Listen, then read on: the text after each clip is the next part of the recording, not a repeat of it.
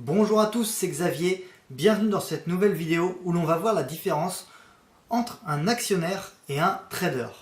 Alors, vous avez bien compris qu'il s'agit d'investissement en bourse dans les deux cas, mais j'avais envie de vous faire cette vidéo tout simplement parce que voilà, de nombreuses personnes confondent un petit peu le fait de trader des actions et le fait d'être actionnaire sur le long terme, d'investir différemment. Et j'avais donc l'intention de faire cette vidéo pour que vous compreniez bien la différence entre le trader et l'actionnaire et surtout que vous arriviez à vous faire une opinion sur les deux types d'investisseurs et que vous puissiez ainsi mieux comprendre comment agissent chacun de ces deux acteurs. Donc on va bien sûr commencer par le trader. C'est sûrement la personne la plus connue, on va dire. Le trader, c'est le métier, parce qu'il faut savoir que trader, il y a les traders indépendants, ça une très petite poignée de personnes arrivent à vivre vraiment de leur trade. Par contre, il y a également des traders dans les grandes banques, voilà, les fonds d'investissement, les grandes banques ont des traders salariés qui ont pour but de gérer les actifs financiers des entreprises, donc des fonds d'investissement. Donc dans le cas des banques, ils vont gérer les actions, les obligations. Bon, on ne traite pas des obligations, mais ils gèrent les actions et donc c'est eux qui vont acheter et qui vont vendre, mais il ne s'agit pas d'actionnariat. Donc le trader est souvent salarié, quelques-uns sont indépendants, mais c'est très rare parce que ça nécessite quand même un capital de départ assez conséquent. Donc certains arrivent, mais ça demande énormément de connaissances, ça demande beaucoup de prise de risque, ça demande également des capacités en termes de maîtrise de soi-même, maîtrise de ses émotions. Donc être trader, c'est pas un don, ça s'apprend, ça se travaille, c'est un métier, c'est vraiment un métier. Alors que l'actionnaire, c'est quelque chose qui peut se faire. Donc déjà, on est indépendant en tant qu'actionnaire, on achète, en tant que particulier, on achète des actions. Une entreprise peut être actionnaire d'une autre entreprise, mais là il s'agit de montage financier que je ne vais pas aborder dans cette vidéo tout simplement parce que c'est pas le sujet, mais je pourrais en faire d'autres si ça vous intéresse, donc dites-le moi en commentaire. Mais donc moi l'actionnaire, j'entends ça par le fait que un individu comme moi, comme vous, peut acheter des actions et les conserver durant de nombreuses années, et dans ce cas-là on va le considérer comme actionnaire de l'entreprise parce qu'il a un droit de vote, il va avoir un droit de vote en assemblée générale. Il va pouvoir percevoir des dividendes, ça offre un droit à rémunération d'être actionnaire, c'est-à-dire que vous allez pouvoir toucher donc une partie du bénéfice que va réaliser l'entreprise, et ça va vous permettre de toucher de l'argent chaque année sans avoir besoin de travailler. Et donc c'est vraiment sur cette phrase, sans avoir besoin de travailler, que j'aimerais insister, tout simplement parce que si vous avez bien suivi, un trader, c'est quelqu'un qui est soit salarié, soit indépendant.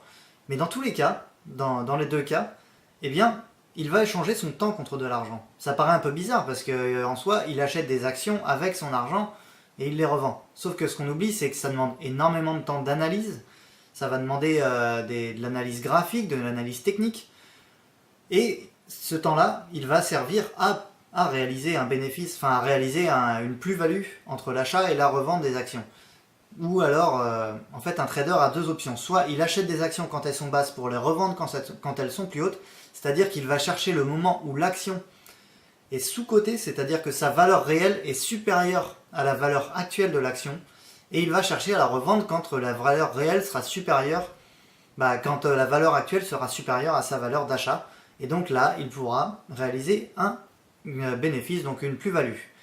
Et à l'inverse, il est également possible de vendre à découvert, donc via un service de règlement différé, le SRD. Et donc là, on va pouvoir acheter une action quand elle est surcotée, notamment quand il y a des phénomènes de bulles. On en a entendu parler avec le Bitcoin. On peut acheter une action quand elle est haute et la revendre une fois qu'elle aura baissé, ce qui va permettre également de réaliser une plus-value avec certains effets de levier.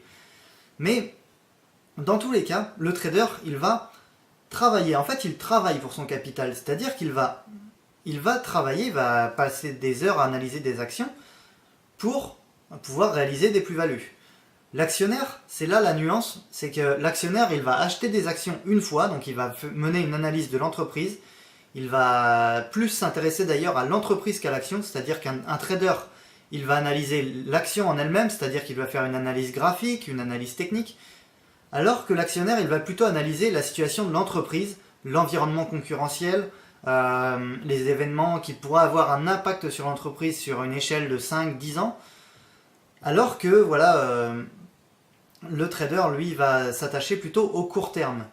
Donc, ça, c'est vraiment la principale différence, et c'est ce qui va faire que l'actionnaire, il va passer beaucoup moins de temps sur ses investissements, et en fait, c'est l'argent qui va travailler pour lui plutôt que l'inverse.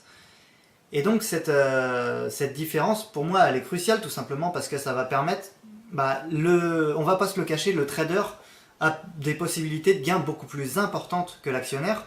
Alors bien sûr, à ne pas confondre avec le capital de départ, je confonds bien, à capital égal, le trader peut gagner plus, l'actionnaire lui gagnera moins, par contre il gagnera plus régulièrement et il s'assure des revenus. C'est-à-dire que s'il arrête de travailler, il est sûr de continuer à toucher de l'argent, notamment au travers des dividendes comme j'en ai rapidement parlé dans cette vidéo.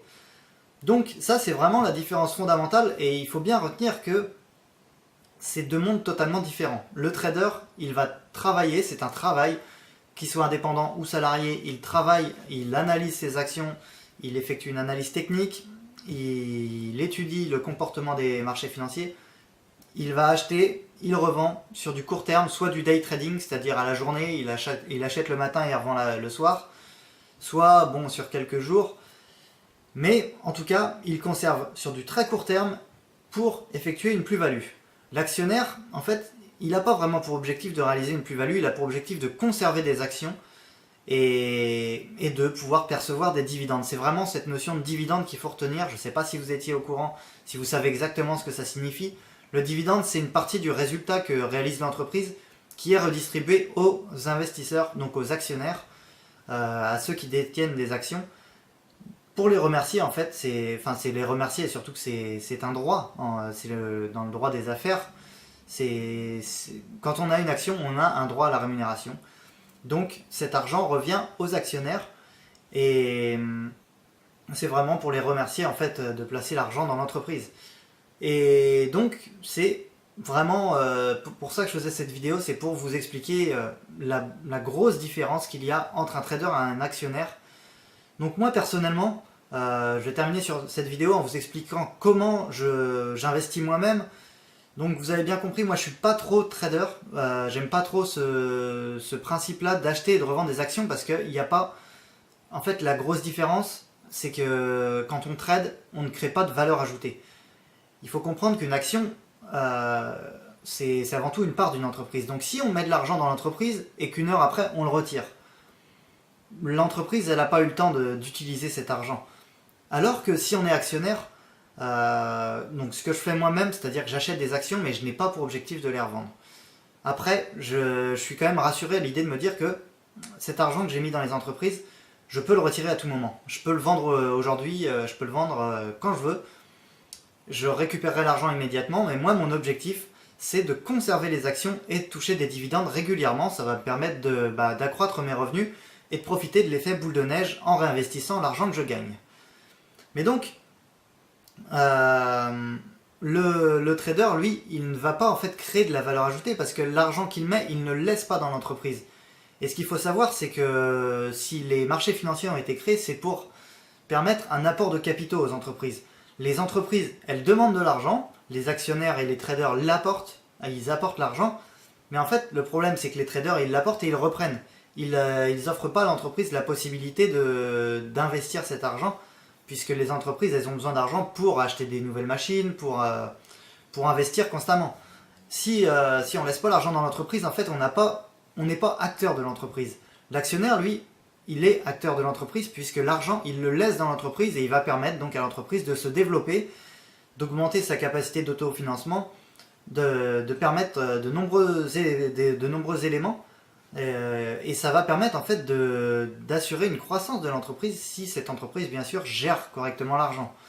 Mais l'actionnaire il est vraiment, il est acteur de l'entreprise, du développement de l'entreprise, il est vraiment acteur.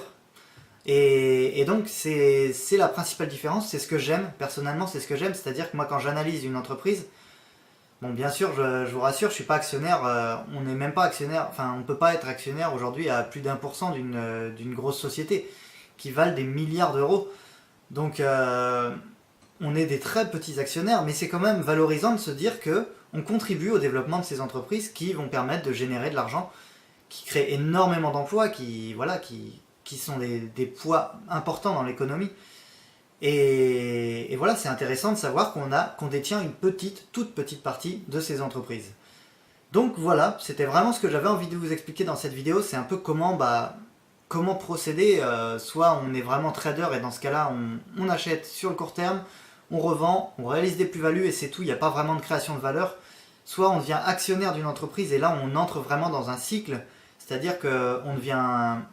on fait partie de l'entreprise vraiment. On est acteur de cette entreprise. On va permettre à l'entreprise de se développer et on va surtout avoir un droit à rémunération sous forme de dividendes. Et ce qu'il faut savoir aussi, c'est que dans la majeure partie des cas, eh bien, à la fin, même si vous voulez revendre dans 10 ans vos actions, il est très fréquent qu'on réalise une énorme plus-value au moment de la revente. Pour tout vous dire, les investisseurs comme Warren Buffett utilisent cette stratégie d'investissement sur le très long terme. C'est-à-dire que Warren Buffett, par exemple, il achète des actions, mais il n'a pas pour objectif de les revendre. Quand il les achète, il ne se dit pas « je vais les revendre dans un an ». Il les achète et il se dit « je vais les conserver ». Et si un jour il voit que ces actions ont vraiment pris énormément de valeur, il va les revendre en réalisant des plus-values de plus de 1000%, des fois 1000, 10 000%. Certaines actions valent aujourd'hui, on va dire 5-10 euros, et en vaudront 250 dans quelques années. Donc ça permet de faire des plus-values qui sont tout simplement énormes et qui vont permettre de se créer un capital petit à petit, mais surtout de s'assurer d'avoir un capital le plus important, parce que même si l'action ne prend pas de valeur, on s'en fiche, on touche des dividendes, quoi qu'il arrive. Quoi qu'il arrive, on va toucher des dividendes. La seule condition, c'est que l'entreprise réalise des bénéfices, mais je vous rassure, des entreprises du CAC 40 par exemple, les plus grosses capitalisations boursières françaises, avant qu'elles ne réalisent plus de bénéfices, il y a de la marge. Parce que c'est des entreprises, comme je vous l'ai dit, qui sont des acteurs importants et qui ont un poids très important. Et vous imaginez bien que des entreprises comme celle-ci ne vont pas arrêter de réaliser un bénéfice du jour au lendemain, parce que ce sont des actions qui sont trop grosses pour chuter en fait. C'est des actions qui sont trop importantes, des entreprises qui sont trop importantes pour couler. Donc voilà, j'espère vraiment que cette vidéo vous aura plu. Si vous voulez en savoir un peu plus à ce sujet-là, moi j'ai fait un livre, donc il est téléchargeable dans la description. C'est un livre numérique dans lequel j'explique vraiment comment je procède pour investir en bourse. Je vous explique ma stratégie justement un peu plus basée sur l'actionnariat.